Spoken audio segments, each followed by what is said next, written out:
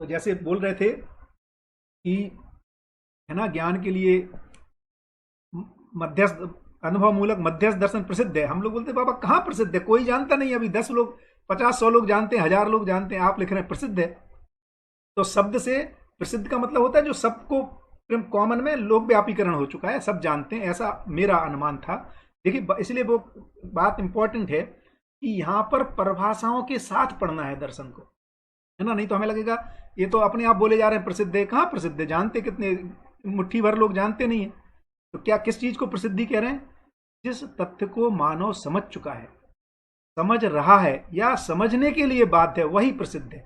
तो बाबा इस अर्थ में प्रसिद्ध कह रहे हैं कि बेटा एक ना एक दिन इसको समझना ही होगा, ये हमारी बाध्यता है।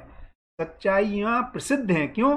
क्योंकि सच्चाइयों को समझना मानव की बाध्यता है, इसलिए सच्चाइयां प्रसिद्ध हैं। या मध्यस्थ की सत्ता प्रसिद्ध है, या मध्यस्थ सत्ता के रूप में उपलब्ध है, इस अर्थ में कह रहे हैं क्योंकि उस तक पहुंचना मानव जाति की बाध्यता है, ये होकर के ही रहेगा, इस अर्थ में प्रसिद्धि का मतलब है। कर्म अभ्यास से क्या होगी भाई, उपलब्धि, है ना। तो कर्म अभ्यास से प्रतिफल,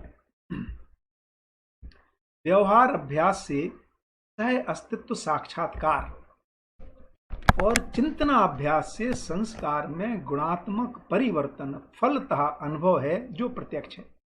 अब बहुत ही शानदार लाइन है ये, क्योंकि इस पे ध्यान जाना मुझे तो बहुत अच्छा लगता है। कर्म अभ्यास से प्रतिफल तो ठीक ही है, प्रतिफल माने उसके फलन में जो हमें मिलता है, जैसे मैंने कुर्सी बना दी, है ना, एक घर बना दिया, इसमें मैं जो श्रम करता हूँ कर्माभ्यास से, उसमें प्रतिफल अपेक्षा रहती है। उससे एक दूसरे के लिए जो कोई किसी ने गेहूं उत्पादन किया, किसी ने कपड़ा बनाया, उसमें एक दूसरे के लिए जो प्रतिफल है श्रम के रूप में। दूसरी इंपॉर्टेंट चीज बात कर रहे हैं, व्यवहार अभ्यास से सह अस्तित्व का साक्षात्कार। ये मैं इसलिए ध्यान आकर्षण करा रहा हूं कि कई बार ऐसा लगता है हमें कि शास्त्र अध्ययन से ही साक्षात्कार हो जाएगा। इसमें कहा जा रहा है ऐसा नहीं है।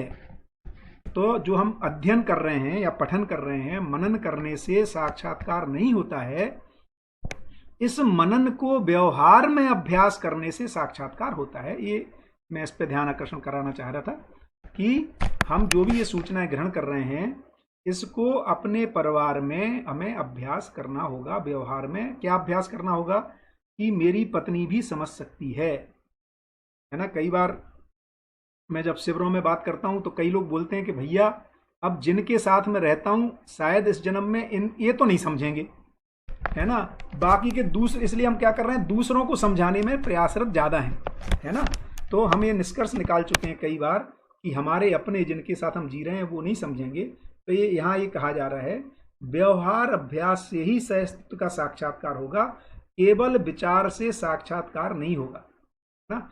तो उन्हीं किताबों को 15 बार 25 बार पढ़ने से, है ना, साक्षात्कार नहीं होगा। इसका ये मतलब नहीं है कि नहीं पढ़ना होगा, क्योंकि मतलब वो बिल्कुल ऐसा ही है कि किसी बच्चे को हम यदि क्लास 5th में पढ़ाएं और उससे पूछें तो बनना क्या चाहते, तो बोलता है मैं तो डॉक्टर बनना है, या इंजीनियर बनना है, आईएएस बनना है।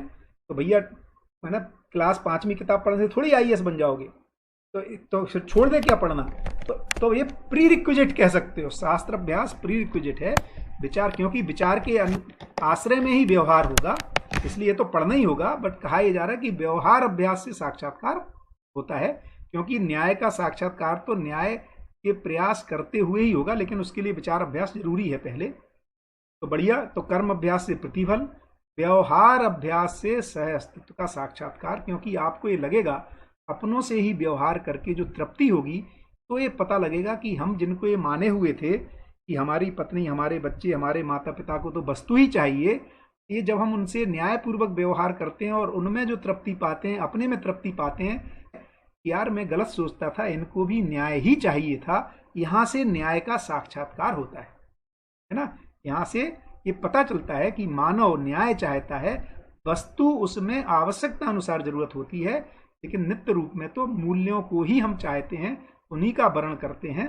इस बात के लिए व्यवहार अभ्यास में ही सह अस्तित्व का हमें साक्षात्कार होता है। और चिंतन अभ्यास से संस्कार में गुणात्मक परिवर्तन फलतः अनुभव है। तो जो चिंतन अभ्यास है, तो एक तो जो बाप माने किसी और ने जो चिंतन किया उनके अनुभव की रोशनी में जो हम अभ्यास कर रहे हैं उससे अपने में गुणात्मक परिवर्तन है, या फिर अपने में जब अनुभव हो चुका है तो जो स्वयं में जो चिंतन अभ्यास है उस अनुभव को प्रमाणित करने के अर्थ में जो कार्यक्रम है उसको भी चिंतन अभ्यास कह रहे हैं। तो अभ्यास समझदार अनुभव होने के लिए और अनुभव को प्रमाणित करने के लिए दोनों स्थितियों में बात की जा रही है। कर्म अब उपलब्धि क्या होती है?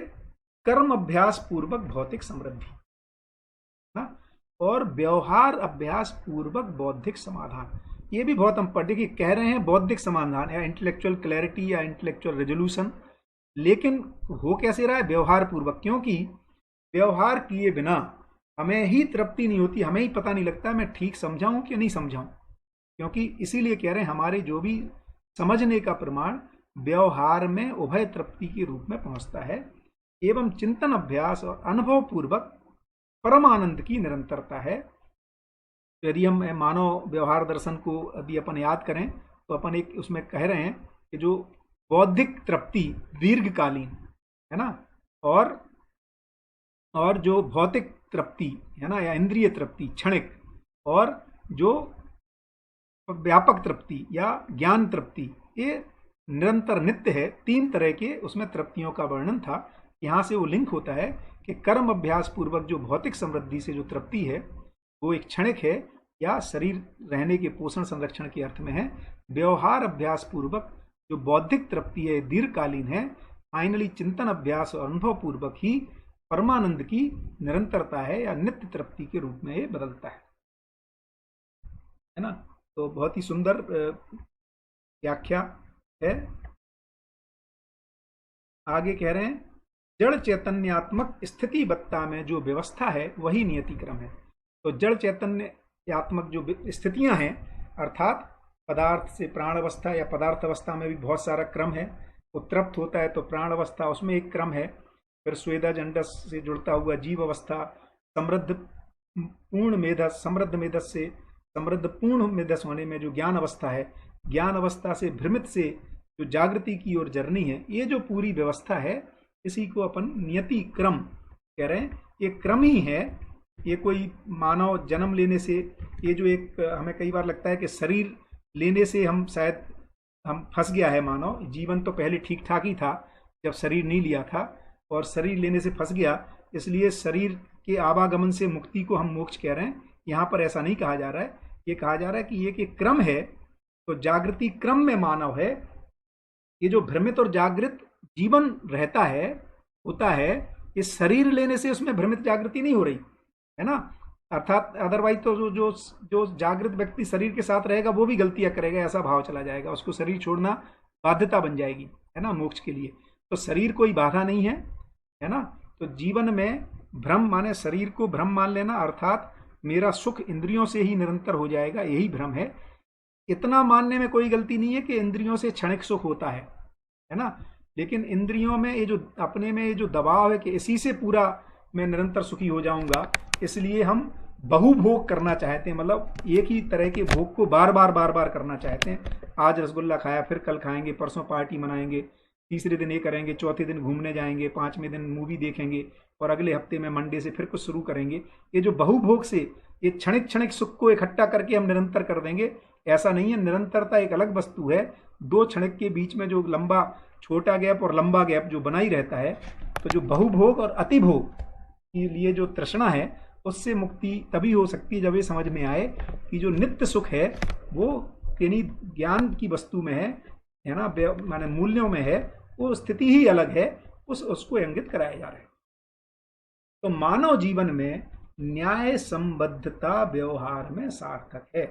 तो न्याय से संबद्ध जब तक व्यवहार नहीं है, अर्थात अन्यायपूर्ण व्यवहार या वस्तु प्रधान व्यवहार या व्यवसाय प्रधान व्यवहार, ये सफल नहीं है, सार्थक नहीं है। तो मानव में तो न्यायपूर्ण, न्याय से संबद्ध होता है जब व्यवहार, अर्थात मूलक व्यवहार जब होता है, अर्थात व्यवस्था के अर्थ में जब संबंध को हम पहचानते हैं, उसी अर्थ में व्यवहार सार्थक है।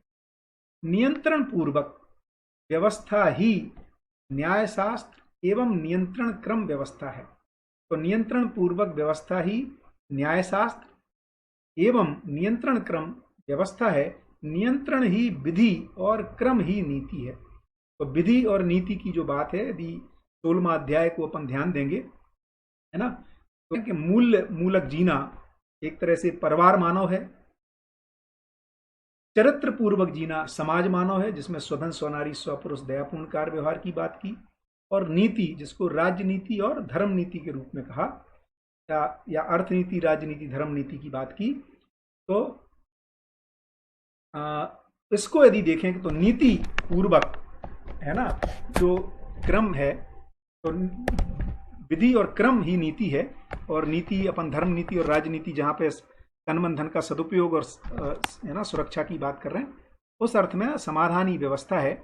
आचरण रूपी विधि एवं व्यवस्था मानव इकाई में पूर्णता सहज प्रमाण संबद्ध है। आचरण रूपी विधि और व्यवस्था मानव इकाई में पूर्णता सहज प्रमाण संबद्ध है। ये भी बहुत इंपॉर्टेंट पॉइंट है, जबकि मैं देख रहा हूँ सत्यप्रकाश भाई कह रहे हैं थोड़ी सी स्पीड बढ़ानी पड़ेगी। समझा बहुत अच्छे रहे हो, एक शब्द समझ में भी आ रहा है, पर यह लॉकडाउन कुछ दिन रहेगा, उसमें जितना समझ जाओ उतना अच्छा है। ये बढ़िया है भैया, ये दबाव पूर्वक नहीं चलेगा भाई, क्योंकि लॉकडाउन में ही अध्ययन करना है ना तो अपनी प्रायोरिटी को अपने को ठीक करना पड़ेगा। ये मैं नहीं कह रहा हूँ कि व्यवसाय इंपॉर्टेंट है ही, है ना, तो ठीक है इसको देखेंगे, तो बट फिर भी स्पीड में बढ़ाऊंगा, आपसे सहमत हूँ, है ना, इसको देखते हैं। बट कुछ पॉइंट्स हैं जो मेरा काफ़ी अच्छा उस पर ध्यान गया है, उसको मैं ध्यान आकर्षण कराना चाहता हूँ, बट इसको ठीक करेंगे। आपका सुझाव एकदम स्वागत ही है। तो आचरण रूपी विधि एवं व्यवस्था, ये बहुत इंपॉर्टेंट है। देखिए अभी तक हम विधि को संविधान माने हुए हैं, है ना, जबकि यहाँ ये कहा जा रहा है कि मानव में ही वो आचरण रूप में विधि समाई रहती है। और ऐसा कहते भी हैं कि यदि कोई व्यक्ति, है ना, जैसे मान लो मैं सिंगापुर जाऊं घूमने के लिए और वहाँ पे कोई गलती कर दूं, गलती माने जैसे ट्रैफिक के नियम को बदल दूं, मतलब बदल दूं माने उसको तोड़ दूं, और फिर मैं बोलूं भैया मुझे पता नहीं था आपके यहाँ रेड लाइट पे निकलते नहीं है, क्योंकि मैं तो भारत से आ रहा हूँ और हमारे सूरत में तो भैया रेड लाइट पे भी निकलते हैं और पैर दिखा के टर्न ले लेते हैं, तो हमने इंडिकेटर इसलिए नहीं दिया, है ना। क्यों तो ये कोई वैलिड आर्गूमेंट नहीं है कोर्ट में, और भारत में भी नहीं है ना, क्योंकि ये माना जा रहा है कि नियमों का आपको पता ही होना चाहिए, है ना। तो यहाँ पर यही कह रहे हैं कि आचरण रूपी बुद्धि एवं व्यवस्था मानव इकाई में पूर्णता सहज प्रमाण संबद्ध है। तो जो पूर्णता, जो क्रिया पूर्णता, आचरण पूर्णता की बात कर रहे हैं, पूर्णता के साथ ये प्रमाण के साथ उसमें जुड़ जाती विधि, उसमें स्थापित, माने विधि जो है वो किताब में नहीं है। ये भी हमारा बहुत भ्रम है कि संविधान लिख देंगे अर्थात हमारी चीजें बदल गई। फाइनली यदि अपन देखेंगे तो संविधान अर्थात विधि, है ना, या सम्यक जो विधि है, ये फाइनली मानव में स्थापित होती है। वो विधि की स्थापना ही अध्ययन पूर्वक होती है। मानव में विधि स्थापित हो जाए, इसी के लिए, इसी का नाम संस्कार है। यदि मैं दूसरे शब्दों में संस्कार को परिभाषित करूं तो मानव में जो सह अस्तित्व में विधि है, जो नियम कानून है, सह अस्तित्व रूपी जो नियम है, उसकी मानव में स्थापना हो जाना ही विधि है। किताब में तो संविधान उसी विधि को लिखा जाता है। क्यों लिखा जाता है? जिससे कि आगे आने वाली पीढ़ी को हम शिक्षा के माध्यम से और व्यवस्था के माध्यम से ट्रांसफर कर सकें। ये बात मुझे स्पेशली बलराज भाई से जब बात करते हैं तो बहुत ही, क्योंकि सुप्रीम कोर्ट में बलराज भाई प्रैक्टिस करते हैं, तो विधि का सही स्वरूप हर मानव में आचरण के रूप में, जागृति के रूप में, संस्कार के रूप में सच्चाइयों का सूत्र स्थापित हो जाना विधि है। उसी का प्रकाशन, है ना, सभ्यता के रूप में मानव समाज में और व्यवस्था के रूप में परंपरा में देखने को मिलता है। तो ये बहुत इंपॉर्टेंट बात कर रहे हैं कि आचरण रूपी विधि एवं व्यवस्था मानव इकाई में संबद्ध होना है, किताबों में नहीं लिखी जानी है। क्योंकि कई लोग बोलते हैं कि भैया जीवन विद्या को फटाफट, है ना, किसी पॉलिटिकल पार्टी को 2-4-10 लोगों को मना के, है ना, या कन्विंस करके हम संविधान में लिखवा देंगे, इससे काम नहीं चलेगा, या किताबों को लागू करवा देंगे, उससे भी नहीं चलेगा। क्योंकि फाइनली तो ये विधि जो है हर मानव में कोडिंग होनी है इसकी, शिक्षा के माध्यम से, और उसके लिए कुछ बड़े लोगों में उसको जीते हुए लोग दिखने होंगे, तभी वो सफल होता है। बहुत सुंदर लाइन है। जागृत इकाई का स्वनियंत्रित होने का स्वभाव है। अरे क्या ब्यूटीफुल है, कैसे स्पीड बढ़ाओ। तो जागृत इकाई का क्या स्वभाव है? क्योंकि हर मानव स्वनियंत्रित, किताब से कैसे नियंत्रित होगा, क्योंकि संविधान में लिखा है इसलिए कैसे मान लूं। तो भैया विधि मेरे में स्थापित होती है, इसी का नाम है स्वनियंत्रित हो जाना। एक बीज में कोड लिखा रहता है, आम के बीज में, इसलिए कितना बड़ा उसको फैलना है उतना फैलता है। तो ये जो मानव में जब तक ये कोडिंग नहीं हो जाएगी अध्ययन के द्वारा, शिक्षा और व्यवस्था के द्वारा, क्यों कोडिंग क्यों जरूरी है मेरे में? क्योंकि यार तभी तो मैं स्वनियंत्रित होऊंगा भाई। मैं तो परनियंत्रित होना ही नहीं चाहता, किसी को स्वीकार नहीं है परनियंत्रण। हर आदमी दूसरों को नियंत्रित करना चाहता है। तो स्वनियंत्रण का मतलब ही है ये सेल्फ रेगुलेटेड कोडिंग हो जाना, और जिसको मैं स्वयं ही अपने में स्थापित करता हूं। क्यों? क्योंकि इसके फलन में ये जो पूर्णता सहज प्रमाण मेरे को मिलता है, सुख शांति संतोष आनंद के रूप में, इसलिए मैं अपने को इस कोड से, कोडिंग होने के लिए अपने को समर्पित कर देता हूं उस ज्ञान में, है ना, जिससे कि मैं सफल हो जाऊं। बहुत ही ब्यूटीफुल लाइन है, सिंपल लाइन है कि जागृत इकाई का स्वनियंत्रित होने का स्वभाव है, इसीलिए वो विधि से नियंत्रित होने के लिए समर्पित होता है। मानव इकाई में जीवन सहज, गठन पूर्णता, क्रिया पूर्णता एवं आचरण पूर्णता प्रमाणित होती है। इसलिए पूर्णता की दिशा में व्यवस्था का अनुसरण ही अभ्यास का प्रधान लक्षण है। तो अभ्यास क्या करना है कि पूर्णता की दिशा में व्यवस्था का अनुसरण ही अभ्यास का प्रधान लक्षण। तो इस तरह से कैसे हम आगे अभ्यास करेंगे, तो किस लिए करेंगे? स्वनियंत्रित होने के लिए सारा अभ्यास है। अभी देखिए मजेदार बात है, नॉर्मली अभ्यास दर्शन से, अभी यदि अपन सामान्य भाषा में किसी से पूछें कि भैया किसी दर्शन में एक किताब अभ्यास दर्शन भी लिखी है, तो एक सामान्य अर्थ उसको ऐसा जाता है, अच्छा अभ्यास का मतलब ये लिखा होगा कि फिर 5 बजे उठना है, क्या आदमी को खाना खाना है ना, कितने बजे सोना है, मम्मी पापा के सुबह उठ के चरण स्पर्श करने हैं कि नहीं करने हैं, है ना, या मैंने ऐसा नहीं लिखा है। तो क्या लिखा है? अभ्यास क्या होना है? स्वनियंत्रित हो जाना है, अपने में विधि की स्थापना अभ्यास है। क्या ब्यूटीफुल डिजाइन है अभ्यास का, माने, है ना, बहुत ही गजब। मतलब कई बार अभ्यास में नहीं तो किताब लोग पढ़ जाते हैं, बोले यार अभ्यास तो मिला ही नहीं मुझे, है ना, क्या अभ्यास करना था, ऐसा तो कुछ लिखा नहीं है इसमें।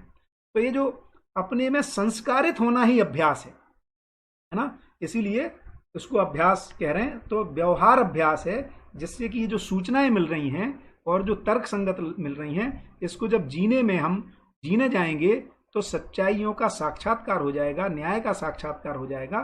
फलस्वरूप हमें मूल्य पूर्वक जीना है, ऐसी विधि मेरे में स्थापित होने लगेगी। क्योंकि उसमें जब पति पत्नी के साथ मूल्यों के साथ जिएंगे, भाई के साथ, बेटे के साथ, तो जो खुशहाली मिलेगी, है ना, उसमें जो खुशहाली मिलेगी वो मेरे में कोडिंग होना है।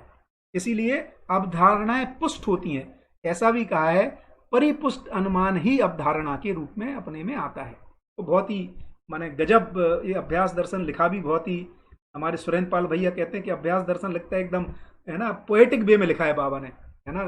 जो श्री राम भाई बता रहे थे कि बाबा आंसू कभी भी रहे एक समय में, और बहुत ही अभ्यास दर्शन को आप पढ़ेंगे तो वास्तव में बहुत ही माने फ्लोइंग लैंग्वेज में लिखा है ना। तो जो गोल गोल सूत्र थे जो पहले मानव व्यवहार दर्शन में, वैसे नहीं, इसमें पढ़ने में मजा आता है। एक लय है, एक, है ना, एक लय ताल में लिखा है, इसको बहुत ही सुंदर ढंग से लिखा है। नियंत्रण विहीन व्यवस्था नहीं है। क्यों ऐसा है? क्योंकि नियंत्रण विहीन व्यवस्था होती नहीं है ना। अच्छा, ये पर नियंत्रण नहीं है। देखो मजेदार बात है, क्योंकि हर इकाई स्वनियंत्रित होना चाहती है और नियंत्रण विहीन व्यवस्था नहीं है। तो एक ही तरीका बचता है, मानव स्वयं स्फूर्त, है ना, संस्कारित हो जाए, अर्थात उसमें विधि स्थापित हो जाए, स्वनियंत्रित हो जाए, तभी व्यवस्था होगी। क्योंकि नियंत्रण विहीन व्यवस्था हो नहीं सकती और पर नियंत्रण स्वीकार नहीं है, क्योंकि जागृत इकाई का स्वनियंत्रित होने का स्वभाव है। बहुत बढ़िया। विकास एवं ह्रास नियंत्रण पूर्वक ही है। तो विकास भी नियंत्रण पूर्वक है और ह्रास भी नियंत्रण पूर्वक है। इसीलिए सममध्यस्थात्मक व्यवस्था विकास की ओर प्रगतित एवं विषमता युक्त व्यवस्था ह्रास की ओर विगतित माने होना पाई जाती है। ये भी देखिए बहुत इंपॉर्टेंट है, हम लोगों ने इसकी चर्चा की है। आपका यदि तात्विकता पे उस समय ध्यान गया हो कि मन वृत्ति चित्त तक सम विषम दोनों होने की संभावना रहती है, लेकिन जैसे ही चित्त से आगे जाते हैं, अर्थात साक्षात्कार और बुद्धि में अपन कह रहे हैं कि बुद्धि में भ्रम नहीं पहुंचता है, तो वहां पर क्या होता है, सम, या तो सम होगा या सम मध्यस्थ, है ना, सम और मध्यस्थ की ओर गति है। और आत्मा में, आत्मा सम विषम से मुक्त है, सिर्फ मध्यस्थ रहता है। तो इसी को ध्यान आकर्षण करा रहे हैं कि विकास भी नियंत्रण पूर्वक है, ह्रास भी नियंत्रण, मतलब नियम से ही ह्रास हो रहा है। हम अपने आपके आशा विचार इच्छाओं को संवेदनाओं की ओर परावर्तित करेंगे तो वो जो ह्रास है उस वो भी नियम से ही है। यही नियम है कि जब मैं गुरु मूल्य को लघु में नियोजित करता हूं तो ह्रास हो जाता है। अर्थात क्या मतलब ह्रास, माने मैं दुखी हो जाता हूं या मैं क्षणिक रूप में सुख को पाता हूं, जबकि मुझे निरंतर सुख चाहिए, इतना ही ह्रास है। ह्रास माने कोई बहुत अमानवीय जब कह रहे हैं तो ऐसा नहीं कह रहे हैं कि कोई बहुत माने लांछन लग रहा है, वो है ना, सुनने में ऐसा लगता है क्या यार मेरे को पशु मानव बोल दिया, राक्षस मानव बोल दिया, अमानव कैसे बोल दिया, है ना, देखने में तो मानव हूं। तो इतना ही कहा जा रहा है भैया, जो तुम होना चाहते हो, सुखपूर्वक जीना चाहते हो, और जिस तरह का आचरण कर रहे हो, जिस तरह की प्रवृत्तियां हैं, उसमें जो आप उपलब्धि चाहते हो वो नहीं मिलेगी, है ना, इसलिए ये मानवीय नहीं है। इतनी बात करें तो ह्रास भी नियंत्रण पूर्वक है, नियम पूर्वक है। इसलिए सम मध्यस्थात्मक व्यवस्था विकास की ओर प्रगतित एवं विषमता युक्त व्यवस्था ह्रास की ओर पाई जाती। जड़ चैतन्यात्मक प्रकृति का अभीष्ट विकास क्रम विकास एवं जागृति क्रम जागृति पूर्णता ही है। इसलिए प्रत्येक इकाई का ह्रास व विकास एवं जागृति उनकी मौलिकता से प्रमाणित है। और कह रहे हैं इतना डरने की बात नहीं है ना। तो जड़ चैतन्य पूरी प्रकृति का अभीष्ट ना, माने जिसको वो बर करता है ना, जिसको वो चुनाव करता है, जिसको वो पाना चाहता है, वो विकास क्रम विकास और जागृति क्रम जागृति पूर्णता ही है। ये जितना भी, इसलिए प्रत्येक इकाई का ह्रास व विकास एवं जागृति उनकी मौलिकता से प्रमाणित है।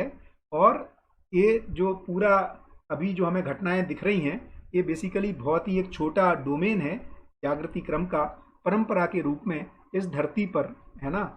मुझे ऐसा लगता है कि जागृति की स्थापना होगी तो उसकी परंपरा बनेगी। इसी के लिए यही हम सबका अभीष्ट भी है और हम सब लोग मिलकर इसकी ओर गति करेंगे ही। इसको एक ध्यान दिला रहे हैं। मौलिकता ही इकाई का स्वभाव, स्वभाव ही आचरण है ना। तो जो कह रहे हैं कि हर इकाई अपनी मौलिकता को व्यक्त करती है ना, तो मौलिकता ही स्वभाव है। पदार्थ का स्वभाव संगठन विघटन के रूप में, वही उसकी मौलिकता है। प्राण अवस्था का स्वभाव सारक मारक के रूप में, है ना। जीव अवस्था का स्वभाव क्रूर अक्रूर के रूप में, और मानव का स्वभाव धीरता वीरता उदारता या दया कृपा करुणा के रूप में है। वही उसकी मौलिकता है, वही स्वभाव है, वही उसका आचरण है। प्रकृति में ऐसी कोई इकाई नहीं है जिसमें आचरण ना हो। तो प्रकृति की कोई इकाई है ही नहीं, है ना। तो अब बचा केवल मानव, है ना। तो मानव का भी आचरण है, जो कि मानव संस्कारित होकर, है ना, अध्ययन पूर्वक अनुसंधान पूर्वक उसको पाता है, क्योंकि उसमें भी वही अभीष्ट समाया हुआ है, इसलिए ही वहां तक पहुंचता है ना। इसलिए मानव भी अपने मानवीयता रूपी आचरण से संबद्ध होगा और मौलिकता को प्राप्त करेगा। मानव में अच्छा कुछ बढ़िया। तो भैया क्या इच्छा शक्ति में व्यवहार, एक दो चार मिनट हैं, ये ले लेते हैं इसको। भैया ने कुछ लिखा है, श्यामवीर भाई कह रहे हैं भैया क्या इच्छा शक्ति में व्यवहार अभ्यास, तयस्थित बौद्धिक समाधान, स्वभाव धर्म अर्थात क्रमशः साक्षात्कार बोध को कह रहे हैं। बिल्कुल ठीक है ना। व्यवहार अभ्यास से ही साक्षात्कार की शुरुआत हो जाती है। क्या संपूर्ण धरती पर लॉकडाउन होना अस्तित्व में नियति क्रम का हिस्सा मानव को समझने समझाने हेतु बाध्य करना तो नहीं है, क्योंकि आदमी संवेदना के से आगे के संक्रमण में जोर का झटका झीरे से तो नहीं है। हम इसको ऐसा सोच सकते हैं। वैसे एक बात बहुत स्पष्ट है, घटनाओं से आदमी नहीं समझता है ना, समझ करके घटनाएं उसको स्पष्ट होती हैं। ये बहुत ही इंपॉर्टेंट पॉइंट मुझे लगता है, क्योंकि किसी, जब तक कोई समझ नहीं है तब तक वो घटनाओं की समीक्षा भी नहीं कर पा रहा। हाँ, हम लोगों के लिए घटना महत्वपूर्ण हो सकती है, क्योंकि हमारे पास एक समझ का एक पैडिंग आई है, एक सूचना आई है, उस पर हमने कुछ, हम सब लोगों ने जो इस पर सुन रहे हैं, तो और भी बहुत सारे लोगों ने इस पर कुछ मनन किया है, तो वो इस घटना को काफी पॉजिटिवली ले सकते हैं। लेकिन जिनके पास समझ की स्पष्टता नहीं है, वो घटनाओं से बहुत कम संभावना रहती है घटनाओं से कोई बहुत मूल चूल परिवर्तन हो जाए। तो घटनाएं समझ समझ करके घटनाएं स्पष्ट होती हैं। घटनाएं बहुत रेयरली समझ के लिए कारण तो बन सकती हैं, समझ का प्रकाशन नहीं बन पाती, समझ को उपलब्ध नहीं करा पाती हैं। बट ये बिल्कुल ठीक है, कम से कम कुछ तो हुआ है। हम सब लोगों का तो ध्यान जाना ही चाहिए। इतना तो दिख ही रहा है कि हम बहुत सारा जो दौड़ रहे थे, नहीं दौड़ने से भी यदि विचारों में स्पष्टता रहती है तो हम उतने ही सुख समृद्धि शांति पूर्वक जी सकते हैं। राकेश भैया लिख रहे हैं, yes we will continue this programme even after lockdown gets lifted to the timing and frequency of session may undergo change based on people's convenience। तो बिल्कुल सत्यप्रकाश भाई, इसको हम सब मिलके चालू रखेंगे, है ना। टाइमिंग कम ज़्यादा करेंगे इधर उधर, तो बिल्कुल, क्योंकि ये बहुत सारे लोगों की प्रायोरिटी बनी है और अपना ये प्रयास रहेगा कि ये एक अच्छा मीडियम भी है। और एक अभी सोम भाई से बात हो रही थी तो ये भी सोम भाई कह रहे थे कि बहुत सारे लोग परिचय शिविर के बाद उनकी एक रिक्वायरमेंट रहती थी, और चूंकि शहरों से कहीं कई बार 2-4% 2-4-10 लोग ही रहते हैं और शहरों में दूरियां रहती हैं, तो कई बार ये बन नहीं पाता कि वहाँ पर गोष्ठियों को नियमित चला पाएँ। तो शायद इस माध्यम से एक प्लेटफॉर्म कि हम अपने समय की अनुकूलता के अनुसार, है ना, हर दिन तो 1-2 घंटे जुड़ सकें, है ना। तो इस ढंग से क्या होगा कि हम सब लोग जुड़ भी पाएंगे और एक आगे के क्रम को भी परिचय के बाद कैसे चला पाएँ।